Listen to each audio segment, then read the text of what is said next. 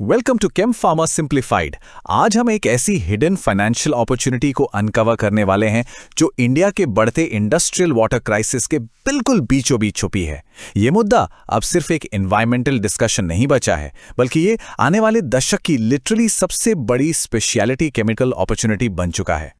एक situation imagine कीजिए, फरवरी 2018, सूरत का सचिन जीआईडीसी एस्टेट, जहां लगभग 2.5 लाख लोग काम करते हैं।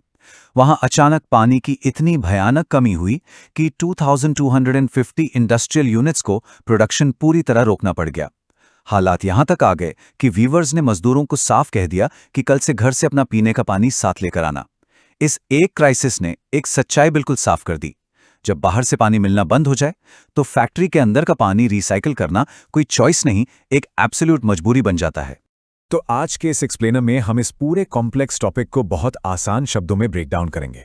हम 5 की एरियाज कवर करने वाले हैं: water as a raw material, regulations का असर, the exact chemical opportunity, China का प्रेसिडेंट और इन सबसे निकलने वाले मेजर बिजनेस टेकअवे।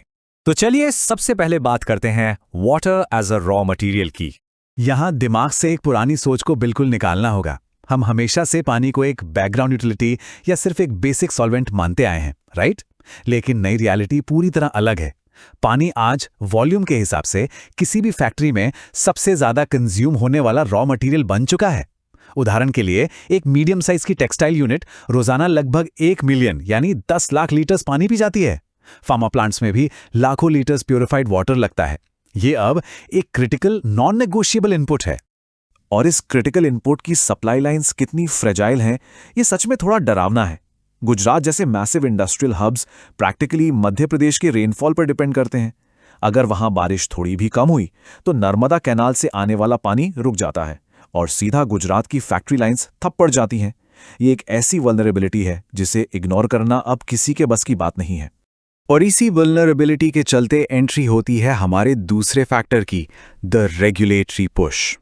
सरकार भी अब हाथ पर हाथ धरे नहीं बैठी है। वाटर रिसाइकलिंग को हर लेवल पर मैंडेटरी किया जा रहा है। एक टर्म जो आजकल हर जगह सुनाई दे रही है वो है ZLD, यानी जीरो लिक्विड डिस्चार्ज। इस रेगुलेटरी मैंडेट का सीधा सा मतलब है कि फैक्ट्री से एक बूंद लिक्विड वेस्ट नाले में नहीं बहाया जा सकता। सारा प्रोसेस वाटर ट्रीट और रिसाइकल होना ही चाहिए। CPCB ने हाल ही में ब्रूरीज, फूड प्रोसेसर्स और बल्क ड्रग यूनिट्स जैसे सेक्टर्स को रेड कैटेगरी में डालकर उन्हें इस फोर्स्ड कंप्लायंस की तरफ धकेल दिया है। अब अगर किसी के दिमाग में आए कि चलो इन रूल्स को इग्नोर कर देते हैं, तो फाइनेंशियल नंबर्स देखना जरूरी है। 10 लाख रुपए, 10 लाख रुपए डेली फाइन। NGT कंप्लायंस ना करने पर एग्जैक्टली इतना भारी फाइन थोप सकती है। 1 साल का हिसाब लगाएं तो ये 30 करोड़ का झटका है, जबकि एक नया ZLD सिस्टम लगाने का खर्च आमतौर पर 2 से 10 करोड़ के बीच आता है। तो इक्वेशन बिल्कुल सिंपल है।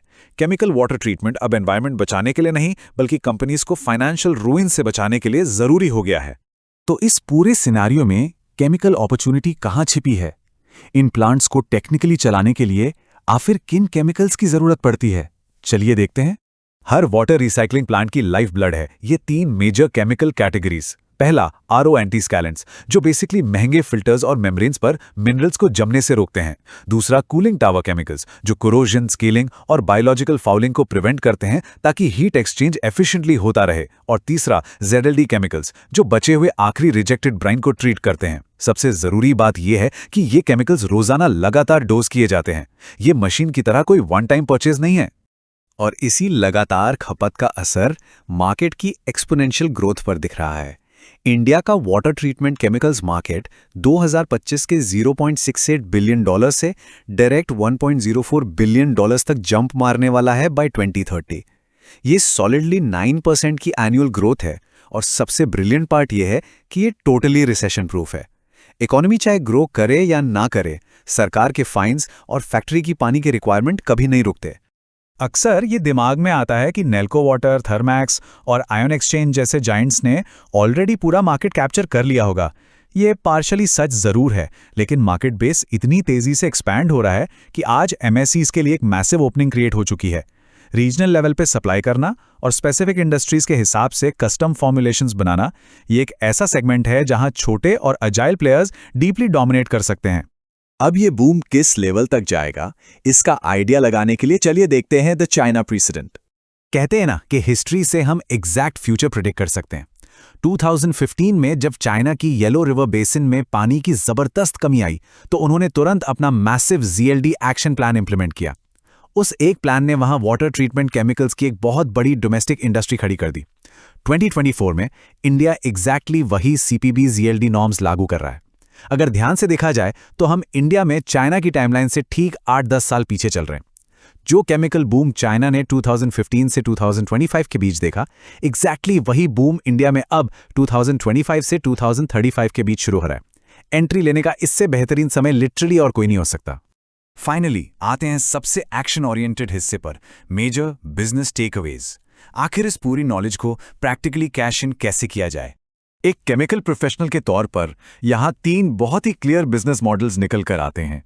स्टेप 1, फॉर्मुलेशन, यानी लोकल लेवल पर RO एंटी स्कैलेंट्स और कूलिंग टावर ब्लेंड्स बनाए जा सकते हैं। स्टेप 2, डिस्ट्रीब्यूशन, जो एस्टैब्लिश टॉप ब्रांड्स हैं उनका मटेरियल रीजनल इंडस्ट्रियल एस्टेट्स तक पहुंचाना। और स्टेप 3, सबसे highly profitable model, technical service, monthly contracts लेकर फैक्ट्रीज के वाटर सिस्टम्स और केमिकल डोजिंग को पूरी तरह टेक्निकल एक्सपर्टीज के साथ मैनेज करना। यह हाईली स्केलेबल है, क्योंकि बॉटम लाइन ये है, water treatment normal commodity chemical trading जैसा बिल्कुल नहीं है, जहां हर ऑर्डर पर भाव ताव और कंपटीशन होता है। ये एक बेहद रेकरिंग और स्टिकी बिजनेस है। ये लीगल डंडे और फिजिकल स्कार्सिटी पर आधारित है। एक बार किसी फैक्ट्री ने एक केमिकल प्रोग्राम को सेट और अप्रूव कर दिया तो उनका नया सप्लायर ढूंढना और प्रोडक्शन रोकने का रिस्क लेना ऑलमोस्ट नामुमकिन हो जाता है। स्विचिंग कॉस्ट इतनी हाई है कि एक recurring revenue model easily set हो जाता है। तो इस एक्सप्लेनर को रैप अप करने से पहले इन 2 इंपॉर्टेंट सवालों पर जरूर गौर कीजिए। पहला सवाल, एक आम प्लांट या लोकल फैक्ट्री में फिलहाल क्या वाटर ट्रीटमेंट प्रोग्राम चल रहा है? और दूसरा, क्या पिछले 3 सालों में पानी की कमी के कारण आसपास कभी प्रोडक्शन रुकते हुए देखा गया है? अपने थॉट्स और प्रैक्टिकल एक्सपीरियंसेस नीचे कमेंट्स में जरूर शेयर कीजिए ताकि इस टॉपिक पर डिस्कशन और डीप हो सके। अगर इस एक्सप्लेनर ने किसी नई दिशा में सोचने पर मजबूर किया है तो इसे लाइक करें, अपने प्रोफेशनल नेटवर्क में शेयर करें और केम फार्मा सिंप्लीफाइड को सब्सक्राइब करना बिल्कुल ना भूलें। मिलते हैं अगले एक्सप्लेनर में।